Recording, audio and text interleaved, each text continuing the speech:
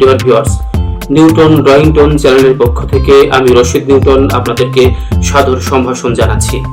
আপনারা যারা আমার চ্যানেলের সঙ্গে থেকে আমাকে উৎসাহিত করে চলেছেন, তাদেরকে অনেক অনেক ধন্যবাদ এবং কৃতজ্ঞতা।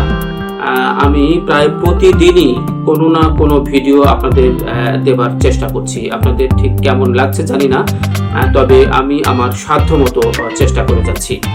যারা আসলে ড্রয়িং শিখতে চান বা ড্রয়িং চর্চা করতে চান, তাদের জন্য আমার এই চ্যানেল। তো আমি আপনাদের শেখাচ্ছি ঠিক তা নয়, আমি নিজে শিখছি, তবে যা শিখছি আপনাদের সঙ্গে নিয়ে শিখছি।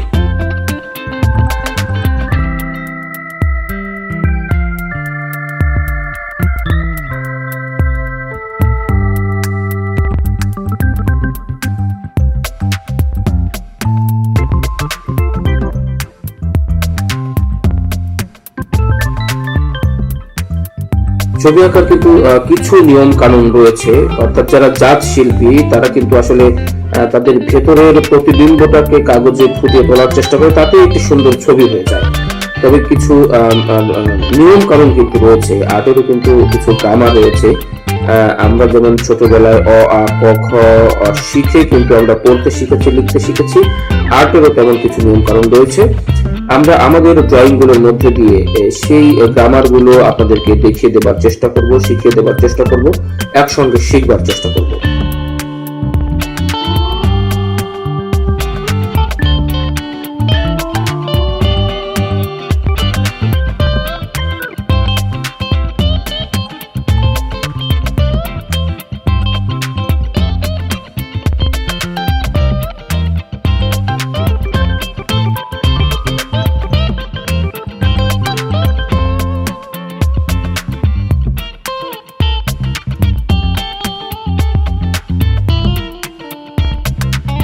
ডিয়ার ভিউয়ার্স, ড্রয়িং এমন একটি শিল্প, অর্থাৎ চিত্রাঙ্কন এমন একটি শিল্প যার মাধ্যমে আমাদের প্রতিভা যেমন বিকশিত হয়, প্রকাশিত হয়, তেমনি আমাদের ভেতরের যে একটি আকুতি, অর্থাৎ মুখের ভাষা ব্যবহার না করেও পেন্সিল, পেন বা রং তুলিতে যে মনের ভাব ব্যক্ত করা যায়, এটি কিন্তু ড্রয়িং এর একটি অন্যতম বৈশিষ্ট্য।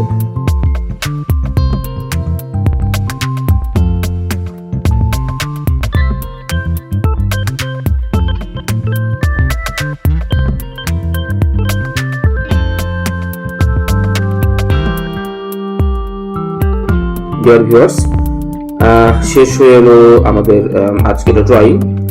আপনারা দেখতে পেয়েছেন যে ছবিটি আমি এতক্ষণ ধরে আঁকার চেষ্টা করছিলাম, সেটি কিছুটা কিন্তু শেপে নিয়ে আসতে পেরেছি। অর্থাৎ নিশ্চয়ই আপনারা বুঝতে পারছেন যে স্টেপ বাই স্টেপ একটি নিয়মতান্ত্রিক ধারাবাহিকতার মধ্য দিয়ে কিন্তু আমরা এই ছবিটি, এই ড্রয়িংটি বা এই চিত্রটি কিন্তু শেষ করবার চেষ্টা করলাম। আর্টের মধ্যে কিছু গ্রামার রয়েছে, কিছু নিয়ম কানুন রয়েছে, যেগুলো জানলে আসলে ড্রয়িংটা ভীষণ সহজতর হয়ে ওঠে এবং অত্যন্ত জীবন ঘনিষ্ঠ বা জীবন্ত মনে হয় সেই ড্রয়িংটি। তো আপনাদের কেমন লাগলো জানি না, যদি ভালো লেগে থাকে লাইক কমেন্ট করে আমাকে উৎসাহিত করবেন।